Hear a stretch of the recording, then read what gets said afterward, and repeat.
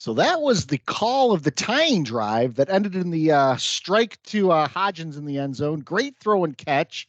And then from there, the Giants got a 3-and-out on the next drive and then went down and got the game-winning field goal from Gano to cap a scintillating 31-28 comeback from a game in which we were left for dead in the first half, and most of us were about ready to jump off the nearest bridge. So it's I'm still on the bridge. I just haven't jumped yet. Crazy game. We'll get to that. We'll get to the Jets game against Dallas. Dallas once again looked good. We're going to talk about our friend Justin Fields here a little bit, and we got some pet peeves and a few questions too. So it's a filled night again. So let me give a shout out, and then we'll open it up. So hello, Ephrata, Pennsylvania. So Ephrata's got population 12,782. It's about 45 minutes east of Harrisburg in Lancaster County. And it sounds like it's like from a Harry Potter sort of thing. It's a former seat of the Mystic Order of the Solitary. And the Mystic Order of the Solitary is an offshoot of the Seventh-day Dunkers. Are they anywhere? Is that anywhere near Ampipe? Georgievich's old alma mater and the boys? I think that was more towards Pittsburgh where the steel. Yeah, I'm sure it was. Western PA. Yeah. But it's also known for the Ephrata Fair, which is the largest street fair in Pennsylvania. It's held every September and it goes for 5 days. So I just thought that was interesting that there was a Mystic Order of the Solitary that was an offshoot of the Seventh-day Dunkers. They sound like the Harlem Globetrotters of the 17th century. I don't think it's far from where you and I went to school, Scott. Ephrata. Amish country, man. It was Amish country. The Mystic Order of the Solitary. Yeah. Is that what you said? Yeah, the Mystic Order of the Solitary. I think it's probably where you can find Dwight Schrute's cousin out there, right? In Amish country. His cousin or yeah. Beet farm. That's right. Beet farm country. Sorry. Mose was his cousin. That's right. That sounds like an organization I might be down with. The Mystic Order of the Solitary. I like that. I wanted to join halfway through the first half of the Giant Cardinal game. Yeah, I was speaking of Amish country. I was packing up the wagon, the horse and buggy. Were you going back to last week's pet peeve, Mike? Like where you're just pissed at yourself?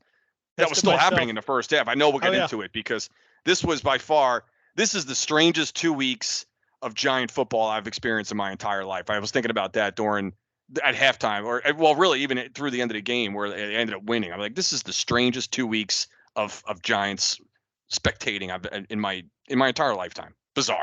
We said it on the pod last week. We said, can't we just have a game where we don't have some sort of ridiculous statistic that pops out, either good or for bad. So in this game, Jones in the second half, we already know that the Giants were down 20 points in the first half. In the second half, Jones threw for over 250 yards, rushed for over 50 yards, threw multiple TD passes, rushed for a TD, and had no turnovers. First quarterback in NFL history to do that. So again, a statistic in a game where he's the first guy in NFL history to pull something off a week after we were the first team to ever be as bad as we were. Not even a week after, like an hour after, when you consider what was going on in the first half. Yeah, it was just a continuation. It was. I mean, at halftime, I didn't know what to do with myself. I really didn't know what to do. It was like, is every team going to beat us 40-0? Is that just going to be what happens? I mean, it's 20-0 at half. They're on pace for 40-0. I'm like, is that where we are? Is this team so bad that we just get beat 40-0 every week? How long until we score? I mean, these things were just going through my head.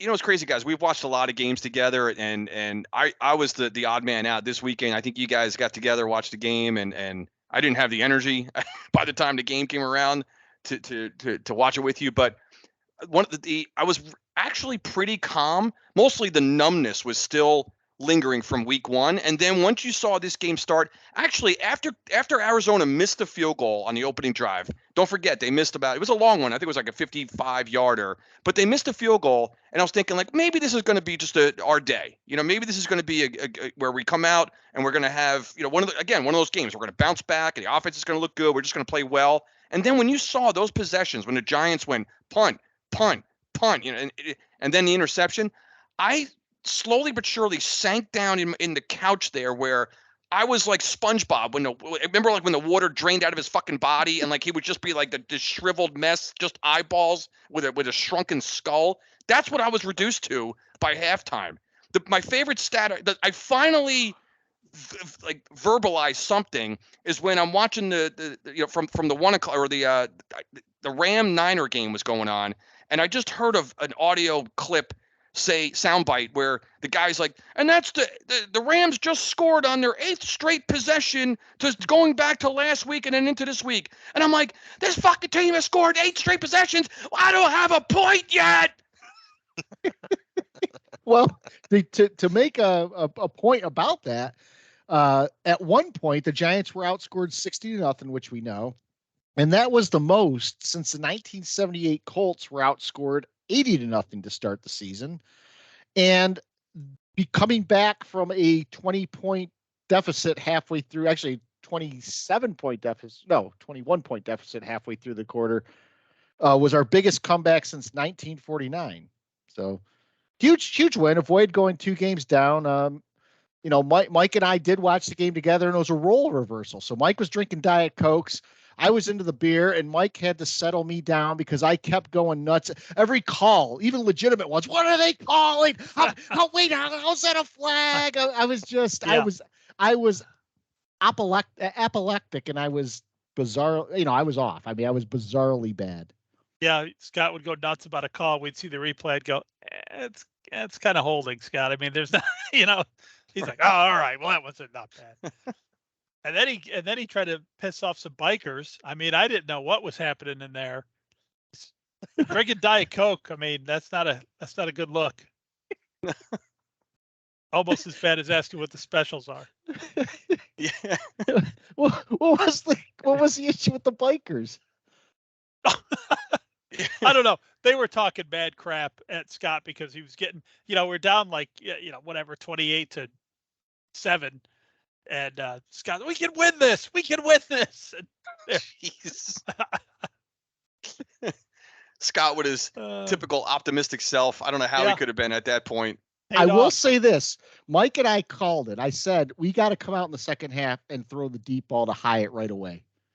Yeah. Yeah. And they did. Yeah. Actually, Scott said that to start the game, and I thought it was a great idea. I mean, I've talked for weeks about they got to do something to get people away from the line of scrimmage, and Hyatt's it.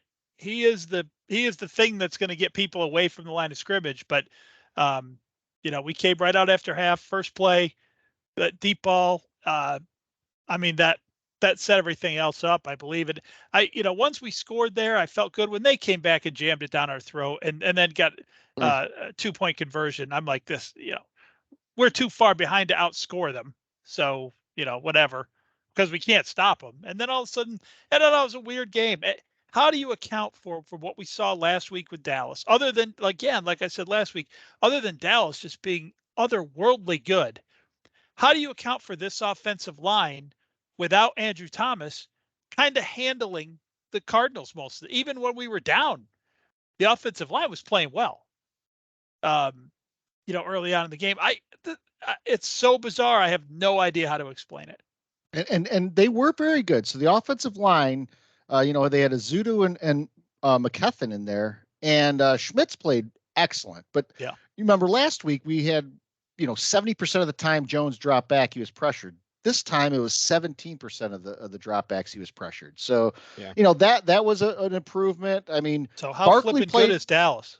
Oh, Dallas. I mean, we're going to talk about this with the Jets in a minute, but Barkley was excellent. Now he's out, 2 to 3 weeks with the sprained ankle. Waller was really good over the middle. Slayton had some key catches. He had one, I think, was a catch that was ruled out of bounds. And, had it been called a catch, they probably wouldn't have been able to overturn that.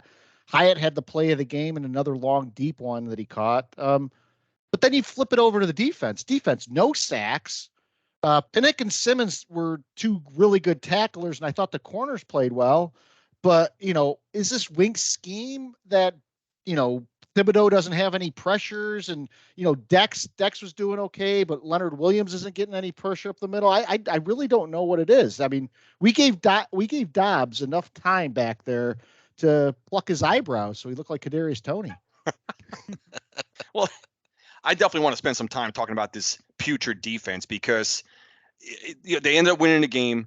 The offense and Daniel Jones saved their ass but this defense right now is among the worst in the NFL, if not the worst. I mean, statistically, you just pointed out a couple, Scott. I mean, the obvious ones are no sacks through 2 games. Nobody else in the league has. Every other team has at least one. They haven't forced a turnover, and they're dead last in points against. I know it's only 2 weeks, as far as that stuff, but what is the scheme, Scott, and all of us? What is Wink's scheme? Is it?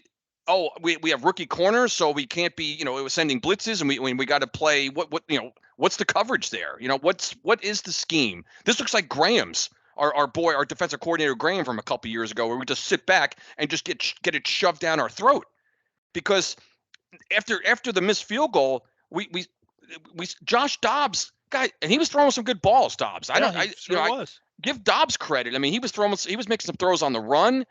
We forced him out of the pocket a couple times, but we didn't have a plan to really stop anything in that first half. After their missed field goal, I mean, the ball just didn't go through the uprights. You could almost say they scored on 6 straight possessions to start the game, because after that they went touch, field goal, and a touchdown to make it into the second half. And then finally the defense woke up and we forced some 3 and outs. But I think part of that was due to Arizona going into a freaking shell offensively. Once they started, it's so funny to see the other team start to panic and go into that offensive shell, because we've seen it, right? I'm sure every team has seen that, where you start, all of a sudden you're putting up points on a team and they go into an offensive shell. I saw that a little bit from Arizona, I thought, with just some of their execution and maybe some conservative play calling in the second half after the Giants made it a game. But this defense, I mean, they got it. I don't know what, guys, we need to talk about what we need to do defensively, because this is right now looking like an awful defense. And we thought, where's Tibbs? The guy's invisible. He's not getting double teamed. You guys, I don't know what they're doing. I don't see anything defensively where we're trying to confuse teams, stunts, blitzes. I can't. There's nothing going on defensively, guys. Nothing. So it's a good point, Chris. And that game was odd because it just goes to show you that teams can't do this. So I think Arizona scored that touchdown in the second half, the one they got the 2-point conversion on, and they definitely said, "That's enough. We've got this team. It's over." They packed it in. And the Giants scored 2 more touchdowns, and Arizona tried to turn it back on, and it wouldn't come back on. They definitely got, I thought, they were probably in a situation where they probably could have just run the ball the rest of the game and we would just have enough possessions to win. But they kept playing that, they kept playing that coach not to lose philosophy, and that was playing into our hands. Because they kept throwing, but Dobbs didn't look as fresh, as accurate. We kind of started to slow down the running game. You can't just turn that thing on and off. You better be pretty sure when you want to take the air out of the ball that's what you want to do the rest of the game, because it's hard to just come back and start playing good offense again. Well, I was already mad that it was 20-0 at halftime, and then Mike pointed out to me that we hadn't seen Arizona's punter yet. I was like, "Holy shit, you're right." No, Arizona. I don't know if Dallas punted. It seems unlikely. I don't. I actually don't remember. I don't remember Dallas punting. I'm sure they did, like late in the game when probably things were down. But yeah. So Novak, on the flip side, Dallas, their defense looks strong. Jets looked like they were putting some things together early on, and then just drive stalled. Wilson had a couple. Well, he had a bad interception, I saw. I think that might have been the only one. He had 3. Oh, he had 3. All right. Yes, he did. Yeah. So I'll let you expand, since I'm going to get every stat wrong here with the Jets. No, it's fine. Look, I went into that game expecting to lose. I think the difference is I didn't expect to lose the way that we did. I think the defense did not show up, which was disappointing to say the least. You can't go popping off that you should equate yourselves to the 85 Bears and then put up a showing like they did. No pressure on Dak Prescott. Sauce Gardner, who, acts like he's the greatest cornerback in the league, and I think he potentially could be. You can't drop a clear pick six. He had it right in front. Maybe it was CeeDee Lamb. I don't remember who it was, but he caught it right in front of him, had a clear open field to a touchdown, and he dropped the ball. If you're going to be a premier corner like that, you can't lose a wide open pick six like that. The play calling was awful, right? You go into the game with Zach Wilson, you can't, Breece Hall cannot touch the ball 4 times. It just can't. Yeah. And it was just really pathetic. It was they lost. I wasn't surprised. I was surprised, but like I said, by the way they lost, and I'm very concerned about what is going to happen now. This Zach Wilson thing, I'm not going to get into it, but he's like, he's like the love interest in a John Hughes movie. Like the kid looks like just Cardone. You and I went to Middletown South. He was the tennis the captain of the tennis team, right? That drove a cabriolet, convertible and with his collars up, like Jetta, everyone. He has such a punchable face that this team cannot play for him, and I can't root for him. I just he's got to win this week, and this is it. It all comes down to this week against New England. I am going into this weekend like you guys were last week. I'm terrified of this game. Yeah. And how many turnovers did the Jets have? Because Cook fumbled one time too, didn't he? Cook fumbled. Zach had 3 picks. No, Zach wasn't. He was bad, but he wasn't terrible. 2 of those picks came in the fourth quarter when they're down 3 scores, and he's just lofting the ball up to Garrett Wilson in hopes that he can make a miraculous catch. So I don't have a big problem with his final 2, but they had a ton of turnovers. They just poor play calling. Hackett I can't even. Terrible. Just overall terrible. But like I said, I expected them to lose, but this weekend means everything for us. And guys, we didn't point it out in the beginning, but I want to go back and tell our listeners, if you did not listen to Jet Fan Novak's rant about the Namath Curse, look up the Namath Curse, go to YouTube. It is, I shortened just that skit down to like 3 minutes. It went, one of Cardone's least favorite words, it went viral last week. And we got a lot of great feedback. In this instance, for sure, though. We got a lot of great feedback on that rant. So it was our signature moment outside of the Mentalist asking us Mount Crushmore. So well done. Yeah. Well done again. Yeah, it was great stuff, Scott. Really, really good stuff. Look, I appreciate it, although I watched it back and was somewhat embarrassed of myself because I was in a different headspace at that point. Like I said, I was at the anger stage when that was going down, and I let it fly. And look good. It went viral. Great. I'm going to be known for the F-bombing Namath Curse guy, so that's great. No, dude, that's like Will Ferrell in Old School when in the debate section. Again, I think we talked about this, and you totally blacked out. Like you were totally blacked out. Yeah, you were going. You probably don't remember exactly what you said, but it was like It was delivered perfectly. And then afterwards, you're like, "What just happened? I blacked out." Totally. I watched it back later, and I was like, "Oh my God." I mean, if I have some coworkers, my wife see this is not good for me. But whatever. I did what I did. Let's go Jets. There. I think I've been around Cardone too long because I didn't think there was too much profanity in it. As a matter of fact, if you dropped F-bombs, at one point you call Rodgers an a-hole. So I'm like, wait. I called Brett Favre an a-hole. I called Rodgers an insufferable dick. Yes. Brett Favre. Favre. It was, I thought it was great. I do. I know what you mean, Novak, about potentially throwing something out there that you're like, oh man, that was funny. I know, but a little embarrassing, but no sweat, man. Yeah. That was great. That was Novak. You probably saw the, there's a YouTube clip. I had to see it the other day. It's Aaron Rodgers 2023 Jet highlights. And it's like it's the 4 seconds of him carrying the American flag out of the fucking tunnel. Those are his season highlights. That's it. Like, it's so funny to see Aaron Rodgers, New York, 2023 highlights reel. Like it's a reel. And now he's popping off saying that he's going to listen to dolphins having sex. That's going to help his healing. Like what? I still got to deal with this guy for another year, and he's on the bench. Like, oh God. What I wouldn't give to have John Facenda make that call of him coming out with the flag for a second. Aaron Rodgers. Out of the tunnel, the patriotism showing. Oh God. So, Guy, I'm good. I'll get to this in a little bit about the scheduling here, but the Giants Niners, we play tomorrow night. We play Thursday night, and we've had to stay out on the West Coast. We lost Barkley. We're gonna have to deal with McCaffrey. Brandon Ayuk may be out, but that's like a drop in the bucket compared to everything else that we've seen so far. If our defense cannot put in a decent effort right here, I guys, the preview here is to me is we have no shot. I don't understand. I don't know why I'm so defeatist about this game. It's not like the 49ers are the biggest juggernaut we've ever known, but after we've played the way we did against Dallas, and then we barely squeak by Arizona and look bad for a half doing it, either we carry that momentum into San Fran, or we face another defensive front that's going to be in Jones's face all game long.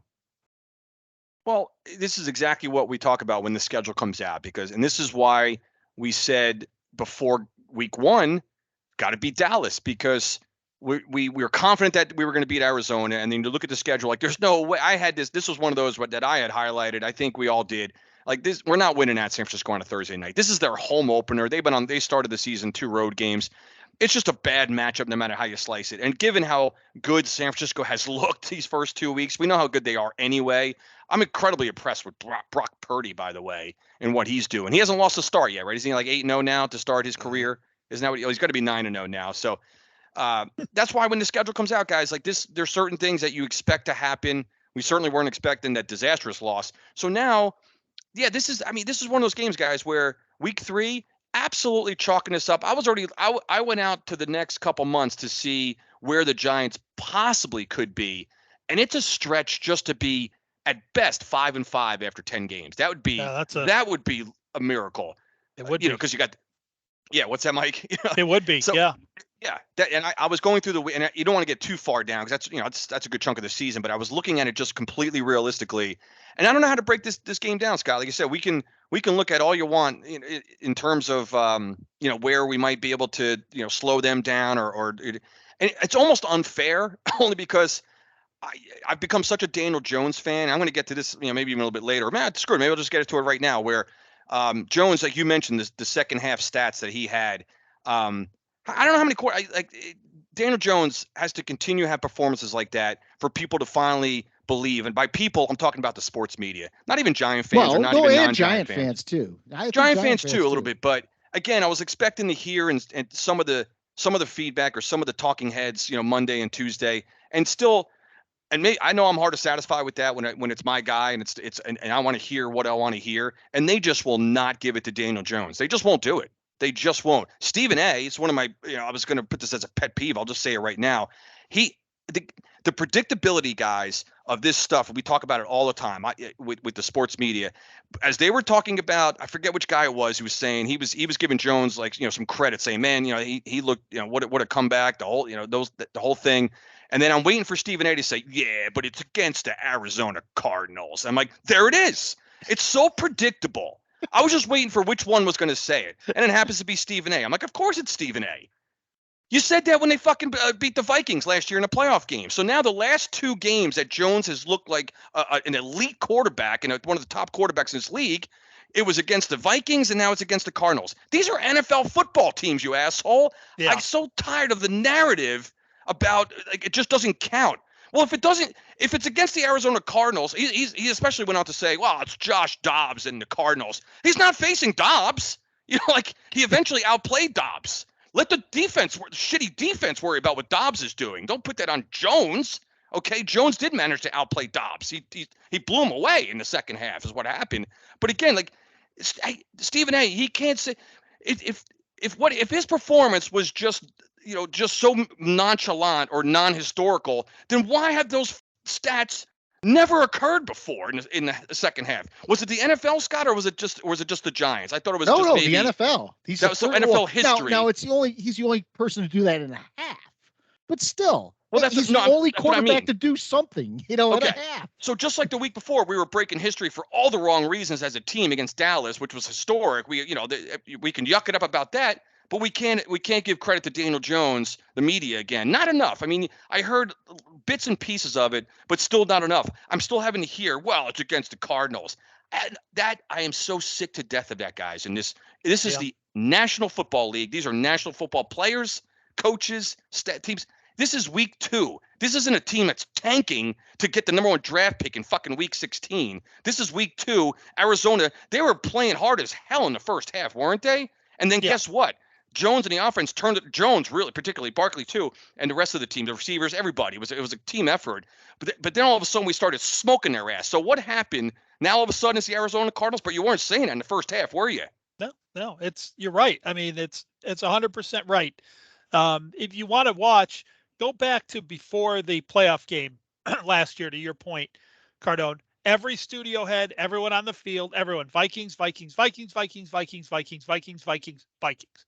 Yep. Then the Giants win the game. Daniel Jones looks like a Hall of Fame quarterback out there.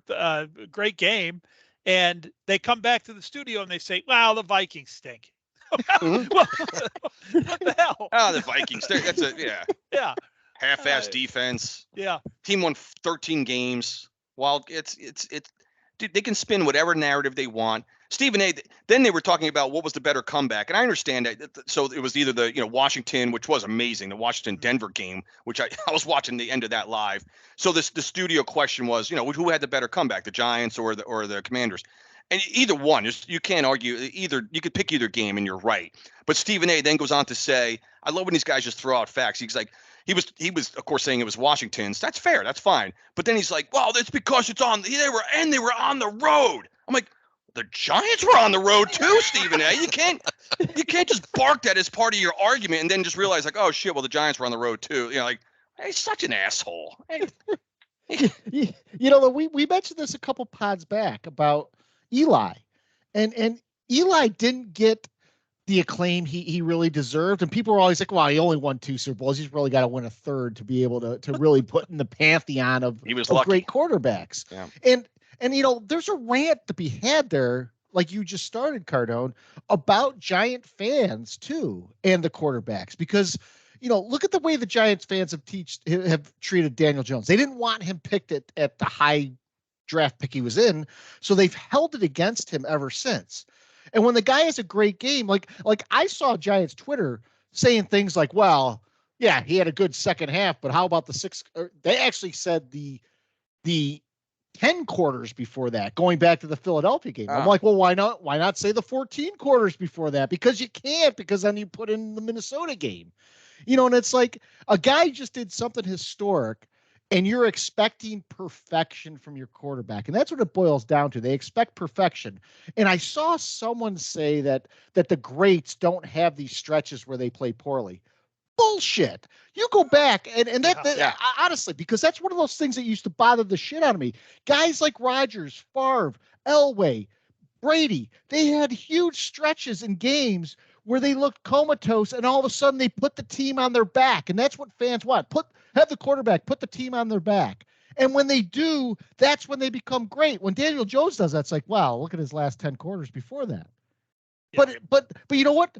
There are times Favre would throw 3 interceptions in the first half, look like complete shit, but come out in the second half and win a game. And all of a sudden he's captain comeback. He's running around with his fist in the hand. That Jones does that. Why not give him the love you're giving those other guys? No, you can't have perfection at the quarterback position. Now, the fans and the media just laughed at the Giants hysterically when they took Daniel Jones. They're never going to come back and say they were wrong. I mean, it's media, it's fans. They will do that on the day he's inducted into the Hall of Fame. That's when they'll do it. I mean, that's what has to happen. I'm not saying that he's going to the Hall of Fame by any stretch of the imagination, but I'm saying that's what would have to happen to get them to admit that maybe they were wrong. Well, now, nobody ever talks about the guy they wanted instead of Jones, the guy that everyone wanted, the guy that the Giants were called a racist organization for not taking. What's his name? I don't even remember his name. He got hit by a bus, right? That guy. So, yeah, they couldn't have been more wrong. And they keep trying to elevate other quarterbacks over Jones. And all Jones keeps doing behind a shit offensive line is producing numbers. Yeah. And I'll tie this back to the Jets. I mean, they have Rodgers now. How many times did Rodgers start off a season pretty poorly? And people will be like, is this the end of Rodgers? And then the next week he has a great game. Look at Aaron Rodgers coming back. They don't say that about Daniel Jones. With Daniel Jones, it's like, he had a decent half, but look at the 10 quarters before that. They look at the opponent like, it's the Cardinals. It's like anybody could have done that. Like that's what it's reduced to. It's like, well, shit, anybody, right? Would Zach Wilson have done that? I don't know. Like who? Just not picking on him. I'm just saying, like, I was actually, Novak, I wanted to ask you a direct question because I said this in the middle of the Jet game once the game got out of hand. So so I'm sure you thought about this. If Aaron Rodgers is playing in that game against Dallas, what do you think? How different does that game look? Like, what's not even just a score, but like, what do you, in your opinion, would look different in that game? Is Rodgers winning that game based on the way Dallas played? Forget about the Jets. The way Dallas played, is Aaron Rodgers winning that game? No. And in fact, I might even say that Wilson gave him a little bit better chance because he can actually run a little bit. Micah Parsons was in the backfield on every play. He was owning Dwayne Brown, who shouldn't be in the league anymore at 39 years old. He can barely move. And if Rodgers is in there, he's getting sacked. And you know what's going to happen? They're not blaming Rodgers. They're going to blame the management for not having the offensive line. They're going to blame, people for dropping passes, play calling. No one's going to blame Rodgers in that. We all know that. And this is probably where I think Scott's probably going to segue into this at some point. Look, it's the same thing with Justin Fields. Like, right? The sports media, they have these guys that they have to love. They have to love these guys. And they're making excuses for them in every single category they can if they're told this is the guy you got to promote. I actually want Mike to handle this part, but it's been glorious this week because what have we seen in the Justin Fields situation, Mike?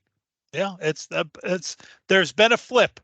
There has been a definite flip here where it's become, for some unknown reason, we always said that these media guys, much like weathermen, by the way, sports media, it's groupthink.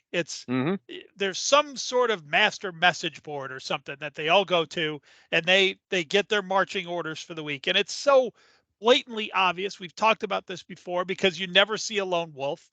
You never see a guy. Just how could so many people in lockstep be screaming in our face that Justin Fields is good? There's not one person out there like me or you guys who in the media who is like, guys, he stinks. Like really bad. Yeah. Not one. Not one. Nobody saying that. So it's so obvious. But so the memo came down from, whatever, the Continental Hotel that they're all supposed to, they're free. I tried to think of what they called it in John Wick. Justin Fields is excommunicado now. He's free game, and he's getting hammered. He's defending himself. It's getting ugly. And in my opinion, this is all about a half a year or a year and a half, maybe too late. This should have been happening immediately. I can't help but think that the Bears got themselves in a trap. They got Justin Fields. The media loves him. Again, I haven't figured that out. The media loves him, and now the Bears are stuck, much the way that the Denver Broncos were stuck with Tim Tebow. The fans and the media love Tim Tebow, and the Broncos would have a PR nightmare on their hands if they had to get rid of Tim Tebow. The only thing that saved the Broncos and pulled them out of that situation was they went and signed Peyton Manning. 100%. Yep. That is the only thing that saved them. The Bears are stuck. And Fields blaming coaching, he might have just given them the out that they need for that. So he might have signed his own release form. His own pink slip or something. Yeah. This is a wild turn of events, guys. We've been predicting it on this show for really about 2 years. And we called it. Again, we're not on national TV. I'm sure we wouldn't be discussing it in the same intensity if we were on national TV, right? I mean, so we'd have to scale it back, obviously. We'd have been disappeared if we were talking about. Yeah, well, that's this for sure. But for God's sakes, like you said, Mike, like I don't understand what's wrong with just being a little bit more honest and someone just coming out and saying, I don't know, there's such a fraternity there with the sports media or there's such a lashback with social media. I know sometimes you just don't want to go off on a player or call a player out because just the backlash that you're going to get, on social media, that kind of thing. So these guys are probably protecting their jobs, that kind of thing. I understand all that, but the one thing that is so noticeable is that all of these statistics are coming out. There's nothing better than seeing the evidence and the justification of what we've been talking about when you see it on your screen to show Fields' numbers on third down, or you pick the stat, and to see those. Well, guess what? It's not like that happened in one night. This didn't happen overnight. So obviously those statistics have been there all along. And now all of a sudden there's someone sitting there like saying like, is it okay? Should we do it? Is the other network doing that? Okay, we can too then. We're all in agreement. Okay. So we're all going to, you saw it. All right. We're all going to put the same statistic on the TV now. So now it's open. It's fair game now. It's bullshit. Yep. I honestly think the thing with Justin Fields that drives me crazy. And I have honestly a question for you guys. When a commentator says he's got incredible athletic ability, that right there is the death knell for that player. Because what they're saying is he's athletic, as is every player in the NFL, but he can't play quarterback. It's almost like, I hate to take a Seinfeld reference, Cardone. It's like the yada, yada, yada, right? Chicago Bears, Justin Fields, great athletic ability. They lost 30-3. Like yada, yada, exactly yada. What it is. They're like, right? I mean, that's basically what they're saying. Whenever they say that phrase, this guy sucks, but he is athletic. That's it. Well, right? I mean, is that what that means? That's exactly what it means. He's got great arm talent. I heard one, Yahoo this morning. He's got great arm talent. He's got the skills and the ability. I just don't understand it. I don't get it. Yeah. What do you not get? Yeah, I do want to see the pregame next week, because I don't know if you guys ever see that Fox show before the Fox Real show comes on. It's like the pregame, and they got like Michael Vick's on there and a couple other guys, Peter Schrager. Well, they did this thing that they did a thing where they had him do 2 truths and a lie, and they were talking to Michael Vick, and one of the statements was Justin Fields will not be the quarterback for the Chicago Bears at the end of the season. And Michael Vick goes, well, that's a lie. He's like, and he goes, guys, he ran for 100 yards last week. He's like, think about that. It's not just passing the ball that gets this guy where he is. So I want to hear next week if he is singing a different tune, because to me, he ran for 100 yards. Yes. Did that help his team? No. Is that the carrying out the, Daniel Jones ran for 70 some yards. Daniel Jones also ran for a touchdown. He ran for 2. One was taken off the board. He threw for some touchdowns. I'm not seeing the throwing for the touchdown part. So it's sort of like, to use a Seinfeld reference again about taking the reservations. I'm taking the reservations, but I'm actually not throwing touchdowns. You need to hold a reservation, right? Anyone can just take them. Yeah. Yeah. I mean, that is something you could definitely notice is when they talk about Jalen Hurts, when they talk about, and I'm not comparing Jalen Hurts to Justin Fields at all. They're in a different world, but I'm giving an example. It's quarterbacks who can run. Whenever they throw up Justin or Hurts' stats, they throw rushing in there. They do not throw up rushing in when they show Daniel Jones stats. They never do. No. They just don't. I mean, I wonder what Michael Vick thinks of Daniel Jones. And man, if he's just impressed with Justin Fields throwing for 83 yards and running for 100, he must be over the moon about Daniel Jones, rushing for 80 and throwing for 303 or whatever it is he threw for with 2 touchdowns and a rushing touchdown. I mean, Michael Vick has got to be Daniel Jones' biggest fan.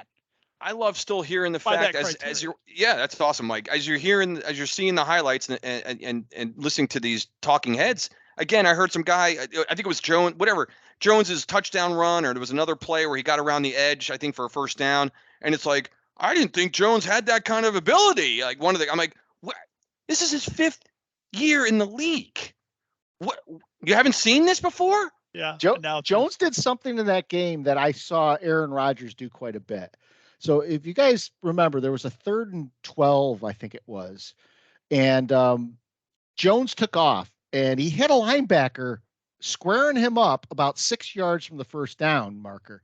And Jones beeline to the sideline, took the best angle he could, and this pure speed just got right around the linebacker, and he got that first down by about 2 yards.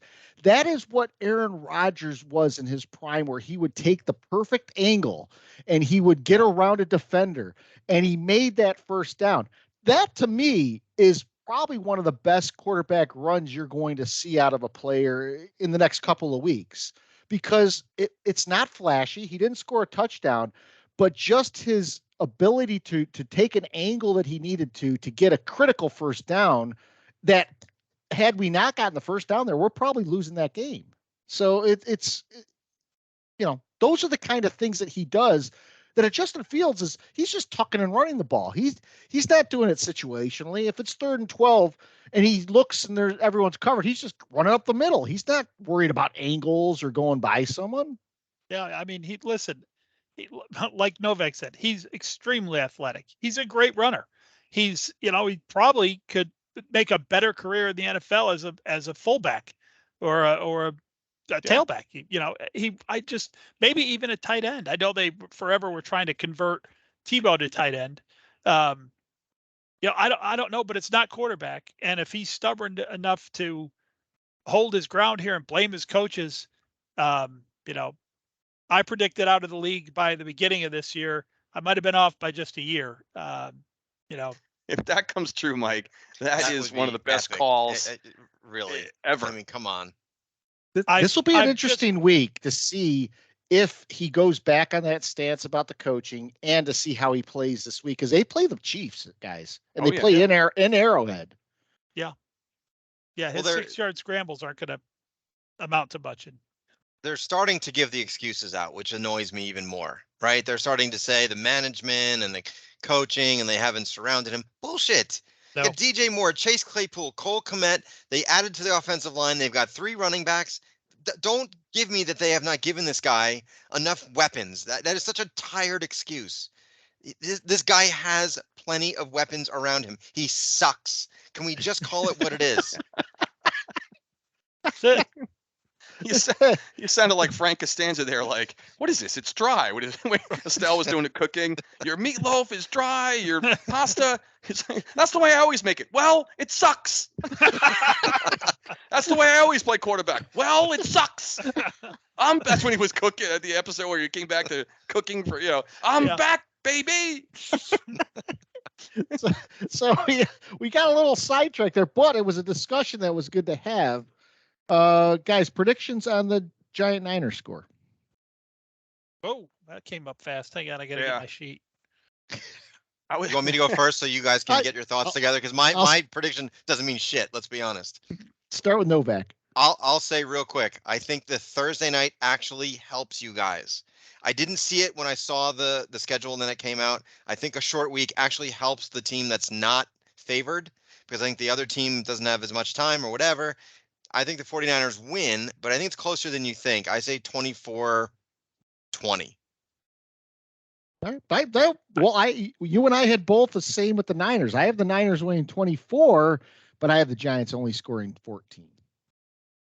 Yeah, I have a wider margin, guys. I see, but to your point, Novak, that's not bad. I mean, a short week. Listen, both teams are on a short week, right? It's not just the Giants. It's not just the road team. So I do agree with that. But guys, until I see more from this Giant defense, I don't see them keeping this team under 30 points. The Niners. I see Christian McCaffrey just running wild. Debo, they got, Kittle, Samuel, they're all healthy, right? The only guy there that is Ayuk might miss Ayuk, like you said, big deal. They won't. That's like, that's missing nothing. I mean, between McCaffrey, Kittle, Debo, Brock Purdy on offense, I see, and the Giants, I have a 31-10 Niner win. I see the Giants just getting pretty rubbed out. 31-10. Yeah, that's more in line with what I'm thinking, Cardone. But I think this is one of those games, and I'm trying to think of a good one to compare it to. We've seen it a number of times over the years where not just the Giants, but we've seen it with the Giants a number of times where they have their back against the wall. the Stars hurt, short week, everyone's saying they can't do it on the road. I think they come out a little surprising to people in this one, sort of the reverse of the last couple of weeks. So they might come out and get a first drive touchdown and then get a stop and maybe a field goal or a touchdown. But I think that quickly evaporates for the Giants into a 40-13 49er win. Wow. You gave the most rosy outlook to begin with, and then you had us losing by the most. No, I'll bet at the end of the first quarter, my guess would be that we're like, yeah, all right, we're hanging, we're chilling, we're hanging, and then just goes from there. Now Novak, the Jets play the Patriots. This is a big game. Jets are 1-1. Patriots are trying to avoid going 0-3, which would be the first time in a really long time that would happen. The Patriots have not looked terrible in their first two games, but they haven't been able to get a win, and they played two tough teams. Your thoughts on the preview of this game? So there's a lot of talk in New York right now. If you listen to WFAN, the back Zach, right? They're starting this hashtag, like, try to go in there and root for this kid rather than booing every, the second he walks in the stadium, which is hard to do. He's got, like I said, he's got a real punchable face. I can't stand the kid either, but I would be rooting for the kid if I were there.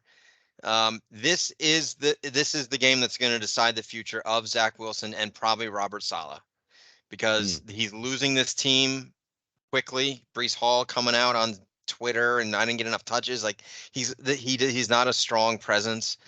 I'm scared shitless of this game. I'm going to say the Patriots are going to come out and beat us down like usual for 15th straight win, 31-10. 31-10. Wow. Yep. You think Mac Jones could put 31 points up? I think Zach Wilson throwing 2 pick sixes. I didn't say Mac Jones is going to be doing that. You have a Mac and a Zach in this game playing quarterback, right? Yeah. Mac and Zach. Mac and Zach. Yeah, it's like a frat. Mac and Zach are in. He looks like he should be a frat boy. Let's be honest.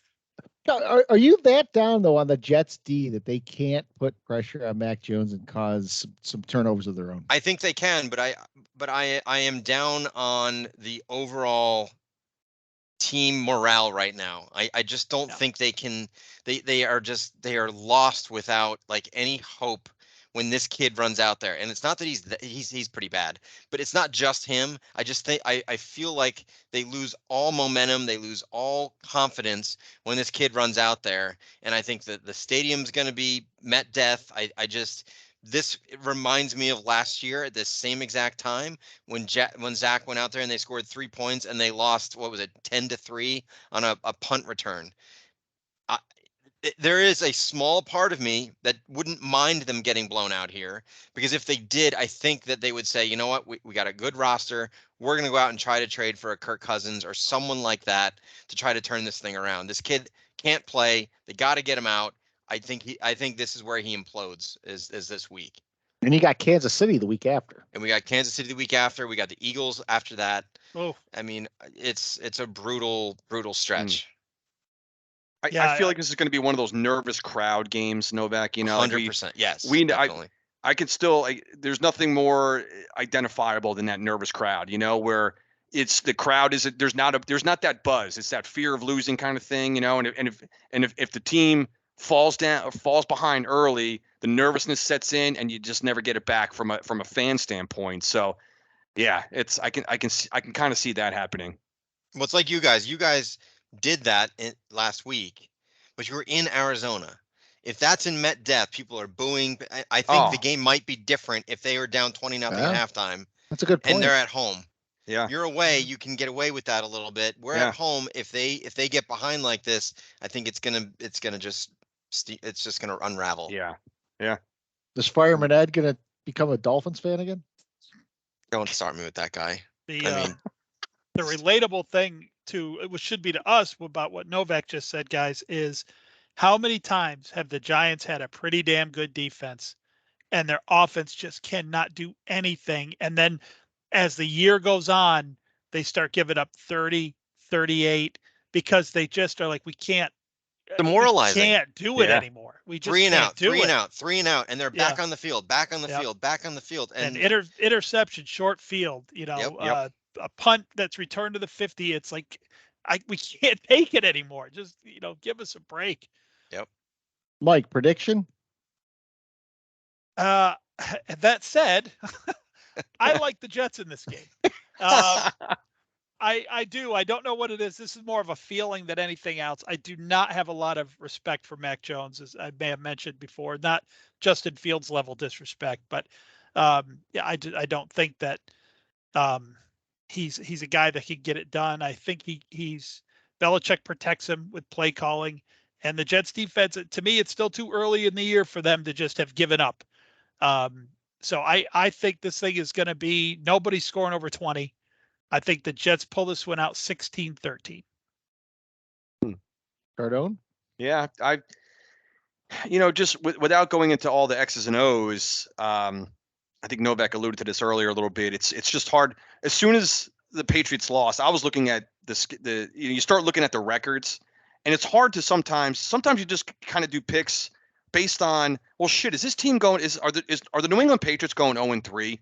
My head just can't accept that for some reason. It just can't.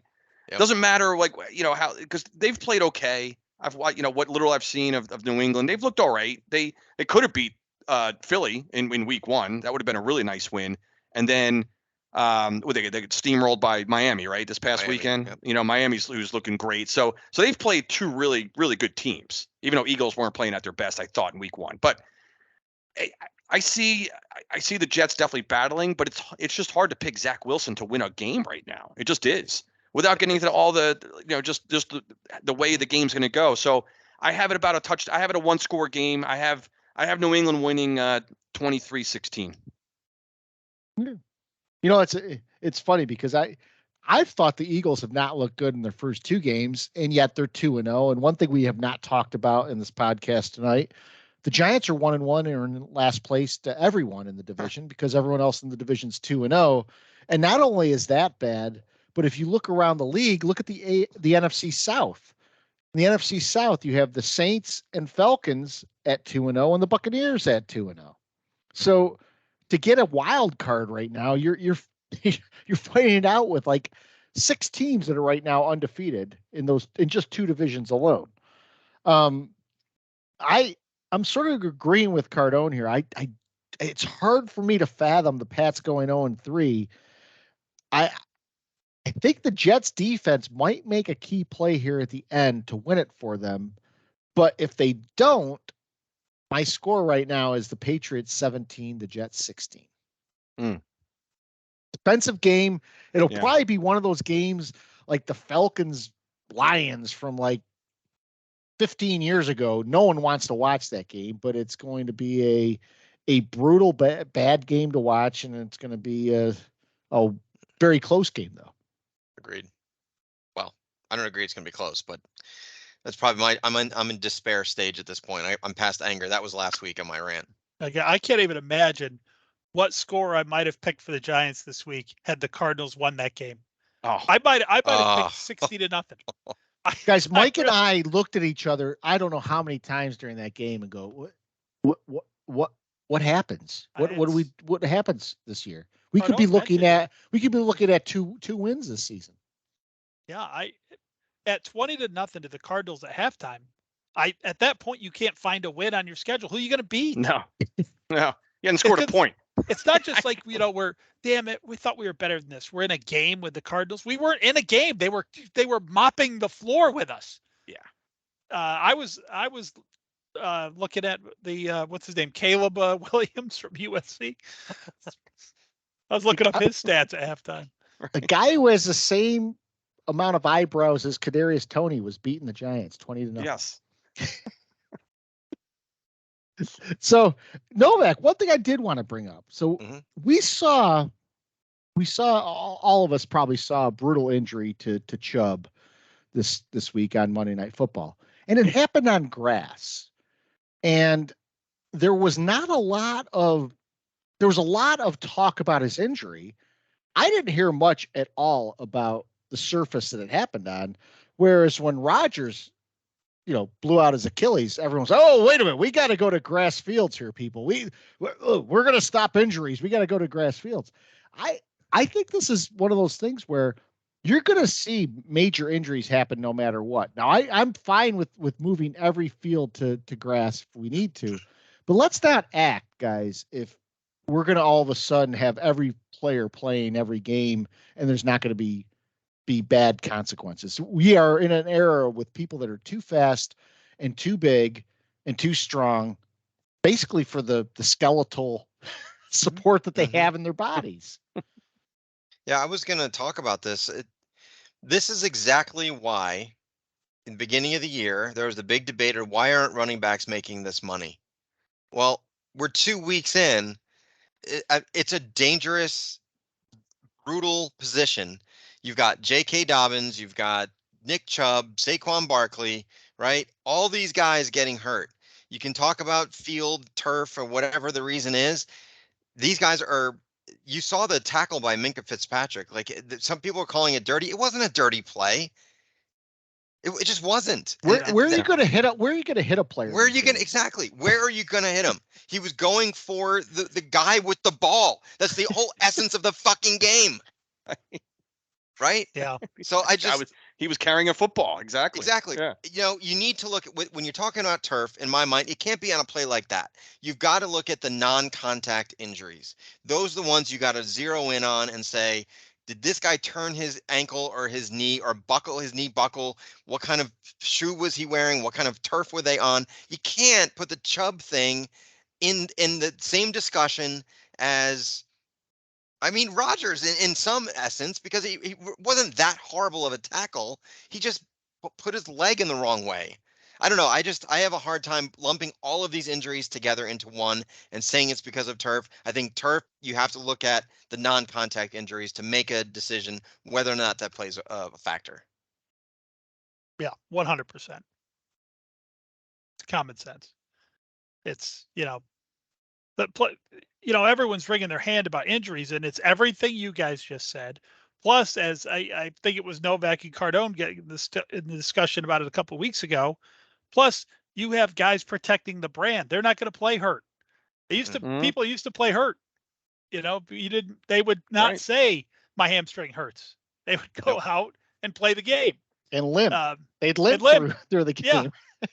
And that just doesn't happen anymore. And so, again, to Novak's point, they're using this man hours lost to go after turf when a lot of it is man hours that wouldn't have been lost just 5, 6, 7 years ago. Mm-hmm. They're piling on. Turf's getting a bad name. Turf's getting a bad name, man. Sell your stock in the turf companies. They're they need to bring back the sod father. Yeah. They do. They need a better spokesman. I'm gonna start with Mike tonight since he showed up late to the podcast. Any pet peeves? My punishment for showing up late, huh? Actually, you showed up Coughlin like 5 minutes early, so that's right. You were by definition late. Yeah, I had very important business I was transacting. My pet peeve this week. So I bounced back and forth, and I almost came to the air with one about I'm just so sick of everybody calling every game a rivalry now. But I believe Cardone did that not too long ago. So I pulled up at the last minute on that. But I have what I think is a good one here. So Kayvon Thibodeau, who, as we mentioned this week, has not shown up, I should say, very much. And I have seen him getting doubled here and there. And I'm a little bit suspicious of Wink's defensive game plan in the first half against the Cardinals. I think that was to let Josh Dobbs beat us defense, and Josh Dobbs was beating us. So he made some adjustments. So, I don't know that Thibodeau I'm not going to get on him too hard. Plus I bought a jersey of his. So he gets he gets a few extra weeks of not showing up before I'll get on him hard. However, he did say this week that he had this big epiphany where he realized when he was getting booed in Arizona, mind you, when his team was getting booed, that it's not about the fans. It's about everyone in this room, the cliches they say and this and that. And I'm not a booer. I don't go to get boo, boo. That's not, I don't do that. But I do believe that it's okay occasionally for the people around you to do it if you're putting a shit product on the field. So when you start a season 0-60 and you get booed by your own fans in Arizona, across the country, some people in blue, which there were a lot of at that game, are booing the team as they walk down the field. Thibodeau got his feelings hurt. His feelings hurt. I wish he got his feelings hurt by having 60 fucking points scored on him in 6 quarters. That is what he should be have his feelings hurt about. So yeah, Thibodeau, you know what? You're a pet peeve this week. Man up, dude. Man up. If you don't want people booing you, how about we give up 30 points over the next 6 quarters? Is that all right? Just do something. It's all about us in this room. Well, it should be. You're grown men getting paid to do it. We're idiots in the stands. We don't know what's going on. Yeah. Did you just realize it's about you and your teammates? You've been to a Division I Oregon, a Division I school, competing for national titles. Now you're on an NFL team, and you just are now realizing that it's not about the fans. Give me a break. The Philadelphia Eagles were getting booed in the first half of the game against the Vikings. Yeah. Yes, they were. Yeah. I mean, I like I said, I'm not a booer, but I think people who spend money on this shit and go to these games and buy these stupid jerseys without knowing what the players are going to be like deserve to voice their opinion. And the only real way people have to do that is the boo. There are some boo situations. 60-0 is a boo situation. Definitely. That's a throw beer. That's throw a loaded hot dog onto the field. Yeah. Throw beer bottles. That's like the old, Cleveland situation, right? Or was it? Yeah. No, it was Cincinnati when Sam White had to grab the PA. The next person who sees a fan throw a fan, get security, get him out of here. You don't live in Cleveland. That's like a Seinfeld thing, Cardone, right? Yeah. Thibodeau should go to your work and boo you like they did That's to right. Jerry did that to what's her name? Kramer's date. That's right. Toby. Yeah, that's Toby, right. Who got her pinky toe was severed. That's right. Yeah. Novak, you got a pet peeve this week?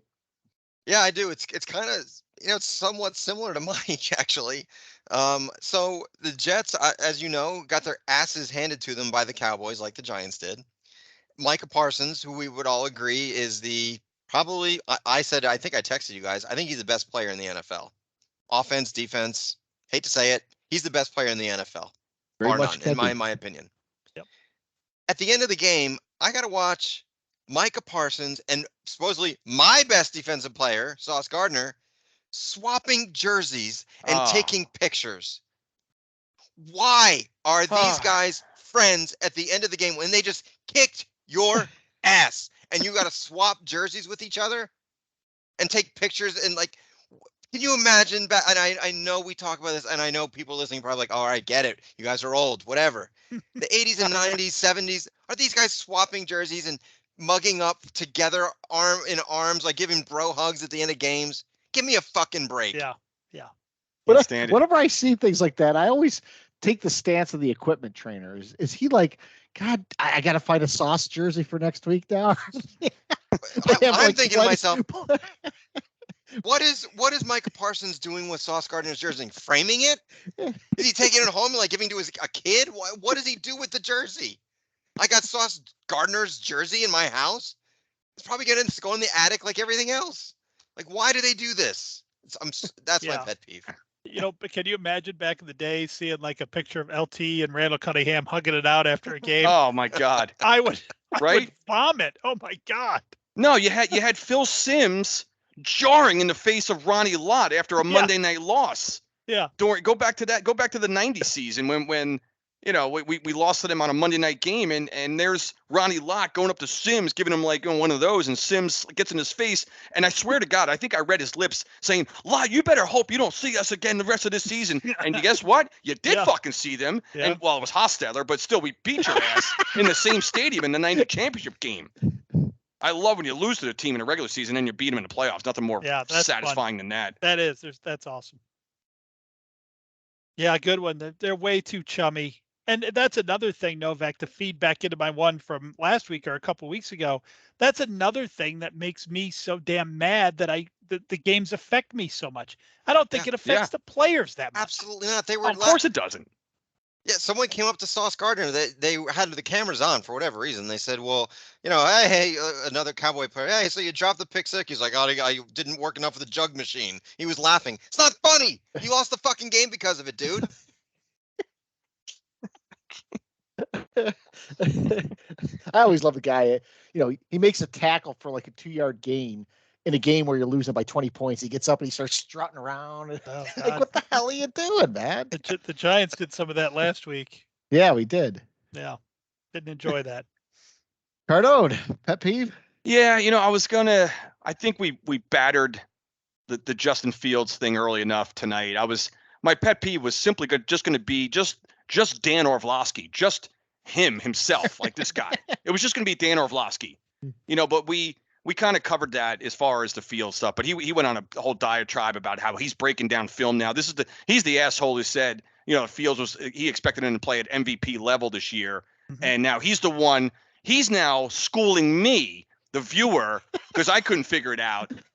That why Justin Fields is not seeing the field now. Orlovsky's giving me his football Wonderlic IQ bullshit, telling me that I'm not smart enough to realize that Fields sucks.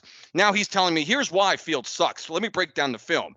So that was my number one pet peeve. I kind of half did it right there. Like I had a little bit more, but I did have an alternate one basically. And of course it might be sports media related, guys, because there's one every week. So here we are sitting two games into the season, 0-2 and 2-0 teams, and you have your 1-1 teams.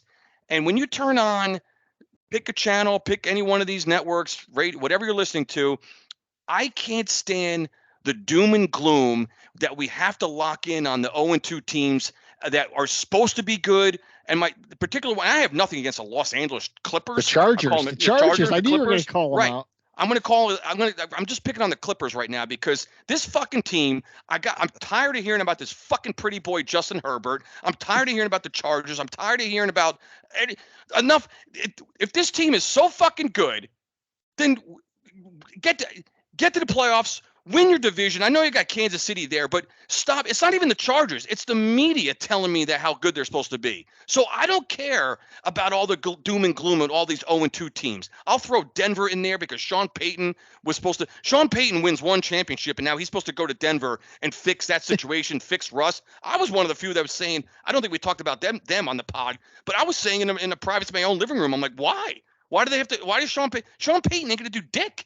He's not. What's he going to do in Denver? Nothing. That team, Russell Wilson's, I feel like they're washed up. That team's washed up. The Chargers, they're never going to do a damn thing. So there you got a couple 0-2 teams that were just, I have to hear, it's always who's to blame? Whose fault is it? What's wrong with the Chicago Bears? What's wrong with Justin Fields? What's wrong with, can't we fucking talk about some of the teams that did something good ever? It's like watching the 6 o'clock news where it's nothing but the tragedy. And I understand that's I guess that's what gets ratings, I suppose, right? Is that, I suppose these networks and all those people, it has to be conflict. It has to be doom and gloom in order for people to listen to shit. But you have 2-0 teams, and I'll even Washington, Atlanta, New Orleans. You don't know what's going on with these teams because they don't even decide to fucking talk about them. You have no idea. The reason we're 1-1 and sitting in last place in the NFC East, it's because the Commanders are quietly 2-0. They did win a tough road game out in Denver. It doesn't even get talked about. You talk about Denver and their problems. Fuck them. Talk about what Sam Howell in Washington did. Sam, right? I can't even think of the guy's first name. Sam. Yeah. So like all of a sudden you look up in the rearview mirror, you're a Giant fan, you're like, why are we in last place? Once again, Novak, I think I mentioned this last week about how all of a sudden now, I'm getting texts and things about the Jets, last week after, or really since the start of the season, all due to like Hard Knocks, Aaron Rodgers, the Jets, this. Never before my entire Giant lifetime have I been asked about what I feel about what the Jets are doing. But now that we have this pod, different story. I'm not talking about the pod. But I got Cardone, you must be happy. At least you have the same record as the Jets. Same thing as last week. I'm like, no, I'm actually fucking pissed off because I'm in dead last place in the NFC East. I don't really care what the Jets' record is. Just like the week before, like, oh, Cardone, you be pissed off about the Jets. I'm like, they're one. No, I'm pissed that the Redskins, Eagles, and Cowboys all won. Stop asking me about stuff that doesn't matter to me. It's just like the media. Stop telling me what you think should be important. The Los Angeles Chargers are not important because they're 0-2. I know they're trying to say that the game last year was a hangover from this. Get the fuck out of here, right? I don't care about stop talking about the Chargers. This team's never done anything in our lifetime. That could be a pet peeve alone when they try to take something that happened at the end of the previous season and apply it to the season that happens, 8-9 months after the fact. Yeah. Well, it's Haley, right? The head coach. He had a great response. He said that's a convenient narrative for you guys talking about the media. Yeah, I love it. Because someone came up with like, ooh, this is a good storyline. Let's pretend. Let's all agree. Let's look. Everybody think this is a good idea. You look around the room like, I'm going to ask, what do you think? I'm going to write to say, it must be the playoff loss to Jacksonville. Why they're off to an 0-2 start? Because that's what fucking some guy's thinking about. Why he's lining up on a 3rd and 2 play week 2 a year later. He in the middle of his head as he's in the 3-point stance, like, holy shit, we lost to Jacksonville last year. I can't make this 3rd down stop right now. That's great. So good. It's so true. It's the what's wrong with. You could make a pet peeve just about that alone. What's wrong with these teams? Yeah, nothing. The only thing wrong with them is that you thought they were going to be better than they are. Exactly. There's nothing wrong. They are doing what we thought they might do. You, for some reason, have them in the NFC Championship game, and And you know what?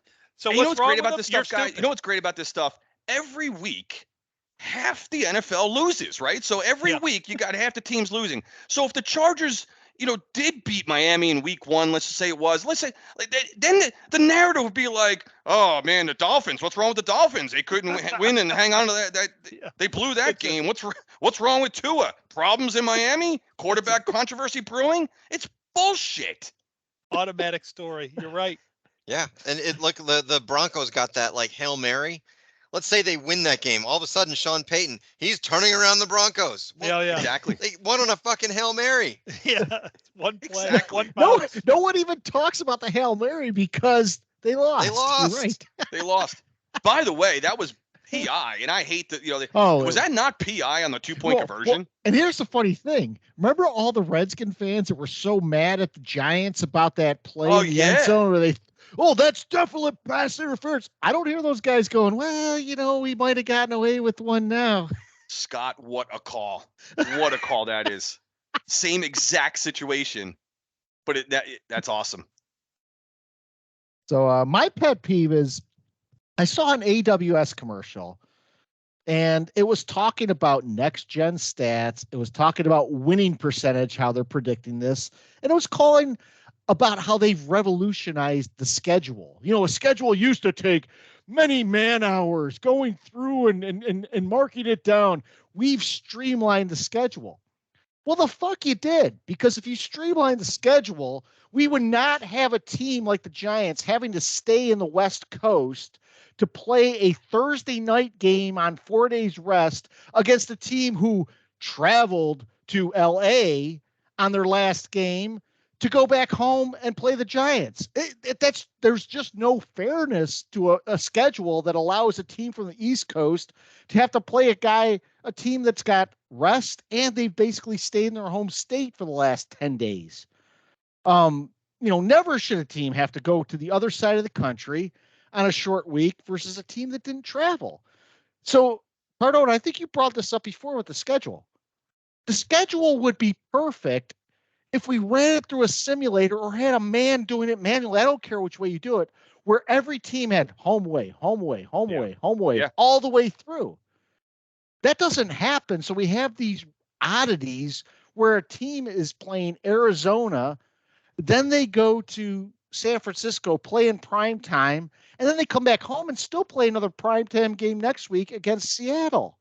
There's no rhyme or reason on why the Giants should be playing 3 primetime games in the first 4 weeks of the season and have that's bad enough, but to have AWS actually trumpet this as a improvement over what some guy sitting there with a number 2 pencil probably bitten down to the core is, I would take the guy with the number 2 pencil. I never remember these scheduling things. And do you guys ever remember in the 80s, everyone going, Never. oh, No, look never. at this. Well, we never. didn't have Thursday night football for no, one thing. it's for TV, guys. It's for TV. That's probably what's driving the certain games. But you make a great point, Scott. When the schedule comes out, and guys, it's getting crazier and crazier every year in terms of we've seen back-to-back teams are playing prime time in back-to-back weeks. That never used to really happen. Teams staying out on the West Coast like the Giants are doing this week, stuff like that. It's just on a short week, no less. Teams are playing. It was pretty rare that teams would play 3 home or road games in a row, either or. That happens every season now, where multiple teams are playing three games on a row. It used to be a big deal when you played 2 games or on the road, like at back-to-back road games, like, oh, that's a gauntlet, like back in the old days. And now, teams are playing 5 out of 7 games on the road, 4 out of 5, shit like that. I don't know, man. I think, and maybe it's not an advantage one way or the other. It seems like home field advantage might not be what it used to be, but I still don't. I don't like the scheduling quirks at all. They're getting worse every year. Well, and not only that, but AWS trumpets themselves on something called the winning percentage, which we've always made fun of. So in the first 3 weeks of the season, there have been 4 separate games where the team that had a 95% or more chance of losing in the second half won the game. Now, we have all experienced this. The Giants were 1 against the Cardinals. The Jets were 1 against the Bills. The Redskins were 1 against Denver. There was another one in there. So how does this happen where you have this percentage of 90 plus that's been blown out of the water 4 times in 2 weeks' time? Why is this a thing anyway? Why are we even talking about winning percentage? Does it fucking matter? We know we've said all along, when the final gun goes, there's a winner. We know who that winner is. It didn't matter if it was a 97% chance with 2 minutes left or not. There's a winner. Yeah, that percentage, I think I know what they're saying. It's not really that one team has would win 9 out of 10 times from here, or maybe that's exactly what they're saying. But the algorithm is flawed because way too many teams come back from that. It can't be 90% if 5 out of 10 teams come back from being at 90% to lose at one time. It's mathematically impossible. So I'm suspicious of that. It seems like there's really not data behind it, or there's sketchy data behind it. Because you can go through almost any game, and unless it's like the Dallas Giants game from the first week, a team can go from 75, 80% chance to win to 30 on one play. That can't be right. Yeah. It's impossible. I don't know. What's the old advertising thing they always say is they take your weakness and present it as your strength. So here the whole world is, and Novak brought up one of these the other day too. Here the whole world is bitching about the schedule, and it's really based around the primetime games. So AWS makes a commercial, says we have perfected the NFL schedule, right? So what did Novak say last week? That somebody on TV said, I think everyone agrees that the NFL officiating is better than it's ever been. That was me, actually. Nobody agrees with that. No one agrees with that. It's insane. So, yeah, I listen. Thursday night, any schedule that has a Thursday night game every week is inherently unfair. What's happening to the Giants right now is unfair. Now, it's not just the Giants. It happens to a lot of teams this year. 17 weeks worth of this. This week, It happens to be the Giants. But it's unfair. You can't have a game as physical as football and play it on a Thursday as an outlier. If what they should do is have Saturday games. They should have 3 games on Saturday. They should, just pick out 3 games. Those are your games. You have a morning, afternoon, evening game on Saturday, like they do around the holidays, right? I love that day. I absolutely love that day. So so do that on Saturday. Get rid of Thursday night. You can leave Monday night because, it's an institution. That's fine. We've been dealing with the one team playing on Monday night. It's one day after Sunday. It's not that bad. We got another game next week, by the way, with 2 Monday nights. Another dual Monday night. So they're getting. Why are they doing that? They're getting more and more games on primetime. It's Yeah. Sunday at 1:00. How many Sunday at 1:00 games do the New York Giants have this year? They're all late in the year. Yeah. And they could be flexed. Not many. Yeah. Yeah. That is, in my opinion, that is when football should be on. And even the Saturday, you're going to on Sunday. It's tough to do a Saturday game between October and December because of college. Yeah. You know what I mean? Well, I didn't think about college. Yeah, college. Yeah, maybe this Friday. It should really just be a Sunday thing. Fuck Thursday. Fuck Friday. Fuck Saturday. Just be a Sunday thing. Yeah. Monday night, fine, right? I mean, yeah. Okay. Yeah. One game on Monday. Such an institution that it's I mean, I hate it. I hate it when the Giants are on it. I hate the spectacle of it, as we've talked about many times. Mm-hmm. But I get it. It's a staple. It's not going anywhere. It's fine. Good one, So Scott. we had a few questions this week. Brad Peacock asked if we gave up on the season in the first half, which I think we covered that. But I did. He did mention one thing. He said, "What do we need to do against the Niners to believe that we will be okay the rest of the year?" It's a good question.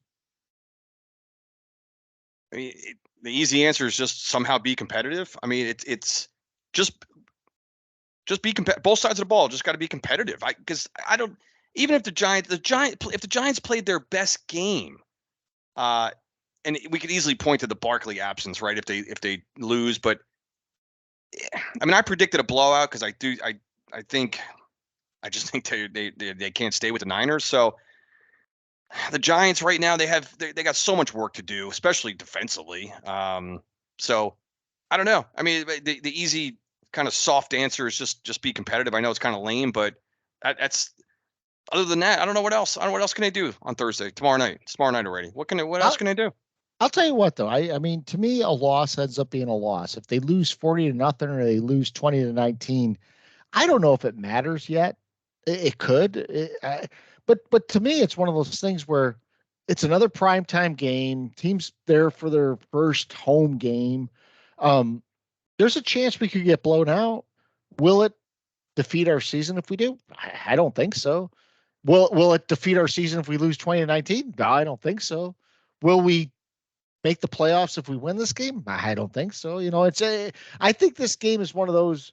I don't want to call it a bonus game because I want to win this game, but I don't see us winning it. But it's one of those where if we do win it, it's great. I don't know if it makes much more of an impact though if we lose it. Which is it's tough to say because it's not a division rival. It's a conference rival, but it's a conference rival who's probably going to win their division. Yeah, I think if I read between the lines on Brian's question here, he's saying the Giants are probably going to lose. Is there a chance for a moral victory here? That's is what he's basically asking. Yeah. And most of the time I'd say no. I think there is. I think there is a chance for a moral victory in this game. And I think if the defense can keep the 49ers under 30 and our offensive line can hold up against San Francisco's defensive line, I still think with those things in play, we could lose like 28-10, right? But if I see those things on the road in primetime against a San Francisco team that in my mind is playing in the NFC Championship game, that might make me say, hey, I don't want to be 1-2. This sucks, but I don't think this team is as bad as they show. We didn't have Barkley. Obviously week 1, you crumple that up and throw it in the garbage. We didn't look great against the Cardinals for a half, but we found a way. And then we went toe to toe with the Niners. It kind of got away from us a little bit, but so, I think there's a shot at a moral victory here, but I also agree with Scott in that this being a bonus game, in that if we don't get it, I'm not really that concerned. I expect to get blown out. So Yeah. I mean, this is really defeatist talk for some guys who thought they had a pretty good team this year. He also asked the question, which I think is a good one: who has the brighter outlook this year, the Jets or the Giants?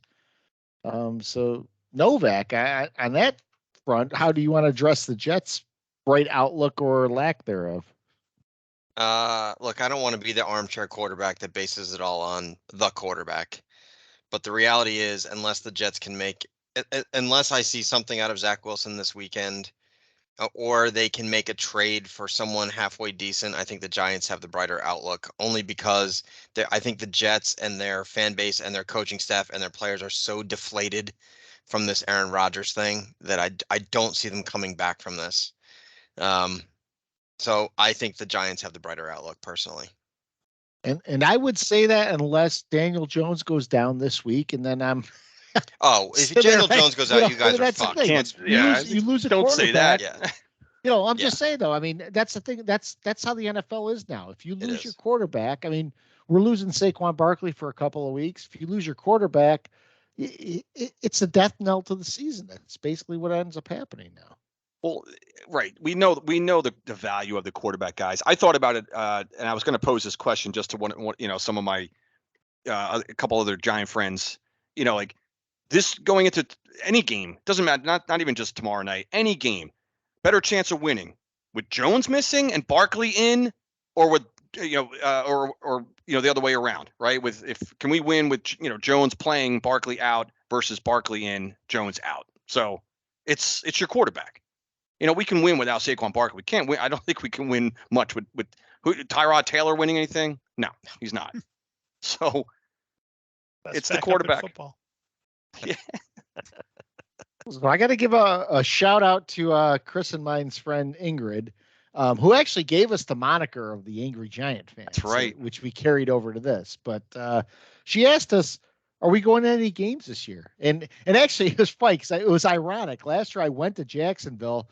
Ingrid's in Jacksonville now. I did not see Ingrid. I ended up coming in with my son the day before from a Clemson Syracuse game, and so we went out with some Giant fans the night before, and then went to the game, and then left right away. But are we going to any games this year?